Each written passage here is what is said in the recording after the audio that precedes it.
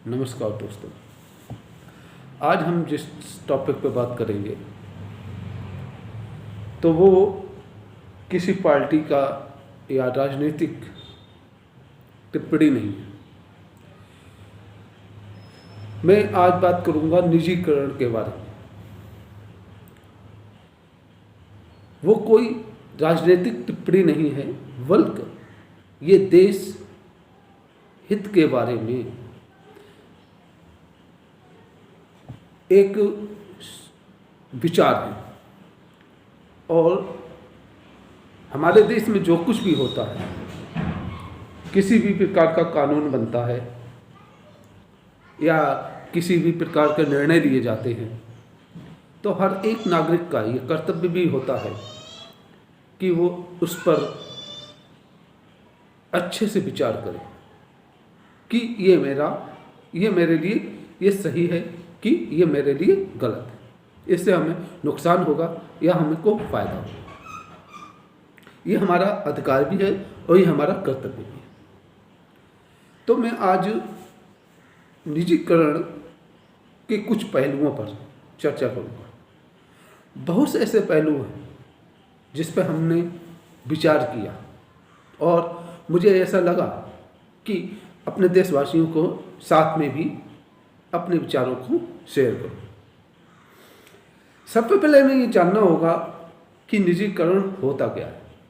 बहुत से लोगों से मैंने बातचीत भी की कि निजीकरण हो रहा है, तो बहुत से लोगों का ये मानना था कि निजीकरण हो जाएगा, प्राइवेट सब कुछ हो जाएगा तो बहुत आसानी होती है। देखो बैंक में कितनी हमको आसानी होती है काम करवाने के लिए, प्राइवेट बैंकों में।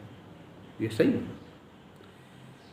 प्राइवेट बैंकें नहीं आनी चाहिए, प्राइवेट संस्थाएं नहीं आनी चाहिए, लेकिन जो सरकारी संस्थाएं हैं उनको ख़त्म करके हम अगर प्राइवेट करते हैं तो ये हमारे लिए फ़ायदेमंद है या नुकसानदायक।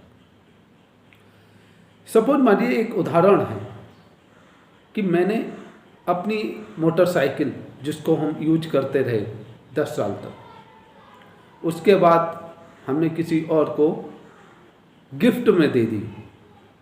हमने पैसे भी नहीं दिए, हमने बल्कि गिफ्ट में ही दे दी कि भाई मेरी मोटरसाइकिल है, इसको तुम चलाओ। तो मेरा जो अधिकार था उस मोटरसाइकिल पर, वो मेरा अधिकार खत्म हो गया। पहले मैं उस मोटरसाइकिल को यूज करता था, पंचर भी जुड़वाता था, ऑयल भी डलवाता था, पेट्रोल भी डलवाता था, टायर भी डलवाता था, सब कुछ डलवाता था। लेकिन अब वो यूज कर रहा है कोई और दूसरा, तो वो पेट्रोल भी डलवाएगा, टायर भी डलवाएगा, हर एक प्रकार का जो भी कुछ होगा काम, मेंटेनेंस मोटरसाइकिल का वो खुद करे। यही हो रहा है हमारे देश में भी, चाहे वो BSNL हो, चाहे वो एयर इंडिया हो, चाहे वो आपका बैंक्स हो, चाहे वो शैक्षिक संस्थानें हों, चाहे वो रेलवे हो। हमारी जो हिस्सेदारी थी, यानी भारत सरकार की जो हिस्सेदारी थी, वो हिस्सेदारी वो वापस ले रही है कि भाई मेरा इतना पैसा इसमें लगा हुआ था BSNL पे, ये पैसा मुझको वापस दे दो, अब तुम जानो, तुम्हारा काम जाने, इसको तुम चलाओ।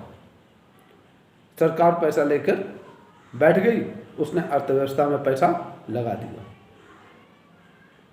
अर्थव्यवस्था कैसे चलती है? अर्थव्यवस्था अगर चलेगी तो हम अगर कोई कंपनी स्थापित करेंगे तब वो आगे बढ़ेगी। और अगर हम अपनी ही चीज़ का ही निजीकरण कर दें या दूसरों को हम दे दें, यानी निजीकरण का मतलब है अपनी चीज़ को मैंने दूसरे को दे दी, दूसरे ने हमसे ये कहा कि हम आपसे अच्छे तरीके से चला सकते हैं इसको, हमने उसको पकड़ा दी, हमने उसकी एवज में उस पैसा ले लिया। तो सबसे पहले ये समझना है कि ये जो सरकारी संस्थाएं हैं, ये भारत सरकार की प्रॉपर्टी है। मेरे पास अगर प्रॉपर्टी होती है तभी बैंक्स हमको लोन देते हैं। अगर प्रॉपर्टी मेरे पास नहीं है तो बैंक्स हमको लोन नहीं देंगे।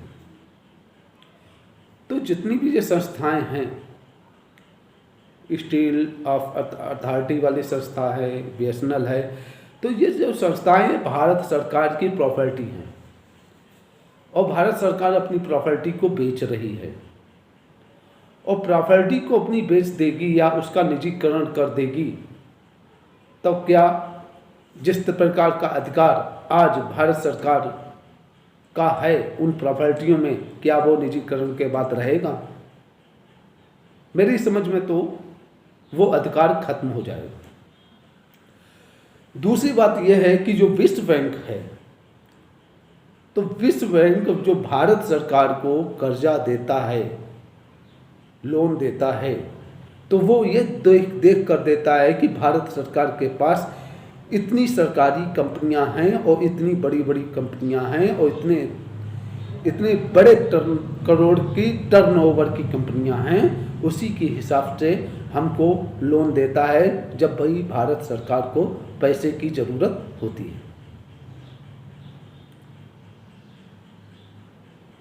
अब निजीकरण के बाद विश्व बैंक ये देखेगा कि भारत सरकार के पास प्रॉपर्टी नहीं बची है, तो जब भी हमें ज़रूरत पड़ेगी लोन्स की, पैसे लेने की, तो हमको वो क्या देखकर लोन देगा, क्योंकि प्रॉपर्टी हम सारी निजीकरण कर चुके हैं, अपनी हिस्सेदारी हम पहले से ही ले चुके हैं।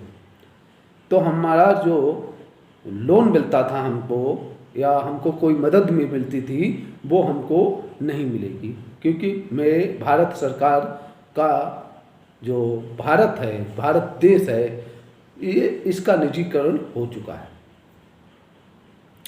हम अब डिपेंड हो जाएंगे सिर्फ उनके ऊपर जिन्होंने संस्थाएं खरीदी हैं या जिन प्राइवेट कंपनियों की हिस्सेदारी उस संस्था में ज़्यादा है, हम उनके ऊपर निर्भर हो जाएंगे और वो हमारी सुनेंगे या नहीं सुनेंगे, कैसे सुनेंगे, कोई इसका इंतज़ाम अपने जो लॉ का कानून है, लेबर कानून, जो लेबर लॉ है, उसमें बहुत बड़ा परिवर्तन अभी पिछले ही दिनों में किया गया था।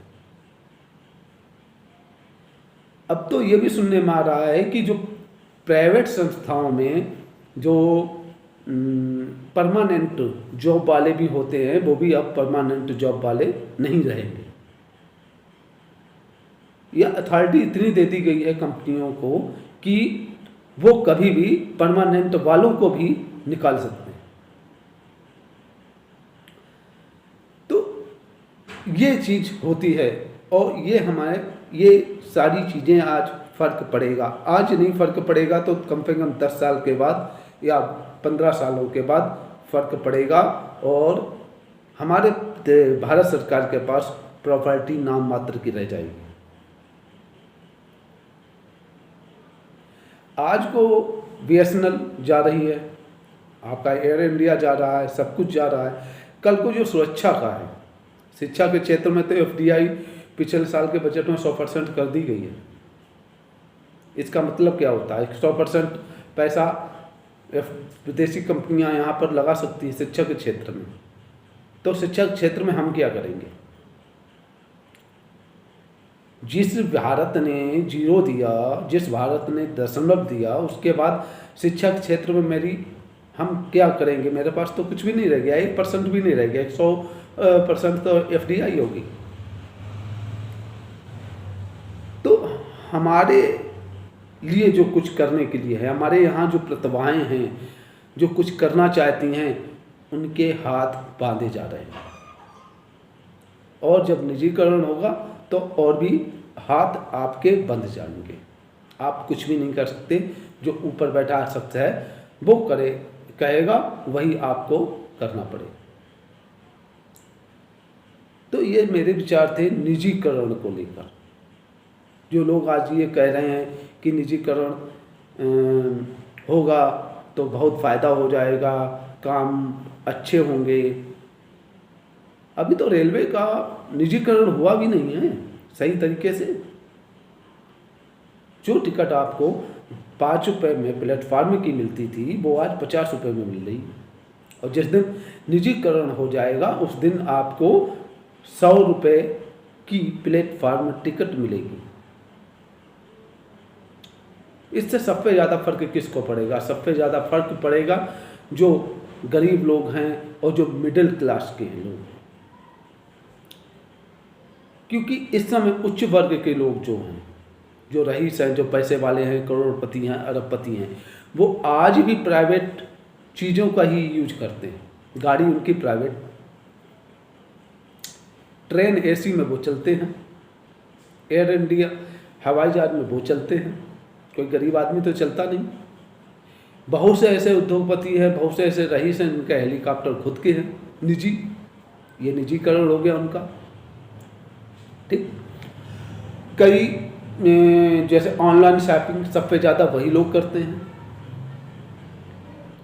तो ये इनका निजीकरण हो गया। तो ये तो वो आज कल भी कर रहे थे, आज भी कर रहे हैं, लेकिन अब ये जो निजीकरण हो रहा है वो किसके लिए हो रहा है? वो हो रहा है सिर्फ गरीबों के लिए। और गरीबों को इसमें क्या फ़ायदा होगा? गरीबों को ये फ़ायदा होगा जो 5 रुपये की टिकट है वो 50 रुपये में मिलेगी, और थोड़े दिनों बाद जब हो गया तो वो 100 रुपये में मिलेगी। और मिडिल क्लास तो मर गया। मिडिल क्लास पिछले बजट में मरा था, अब भी मर गया, वो तो मर गया बिल्कुल। जो 10,000 रुपये, 15,000, 20,000, 25,000 रुपये तक कमाने वाला आदमी मर गया, 30,000 रुपये कमाने वाला आदमी मर गया।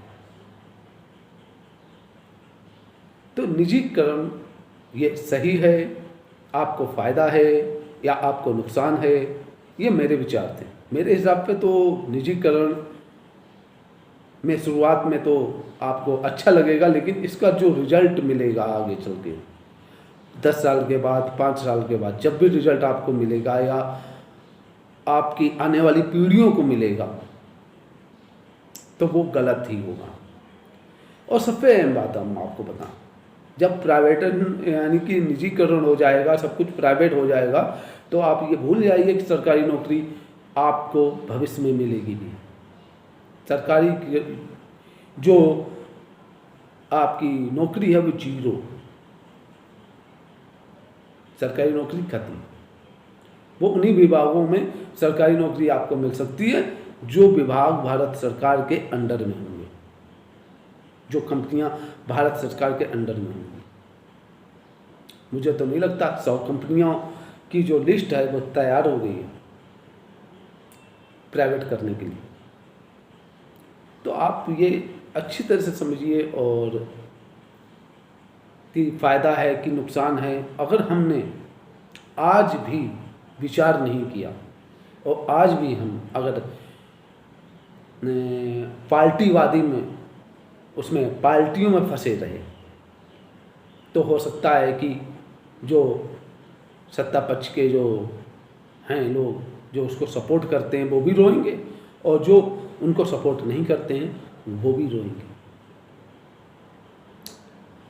आप अपने अपने विचार कमेंट बॉक्स में ज़रूर बताइएगा। आपको मेरे ये जो पहलू पर मैंने जो विचार रखे हैं वो कैसे हैं, और इस वीडियो को लाइक व शेयर भी ज़रूर कीजिएगा। नमस्कार।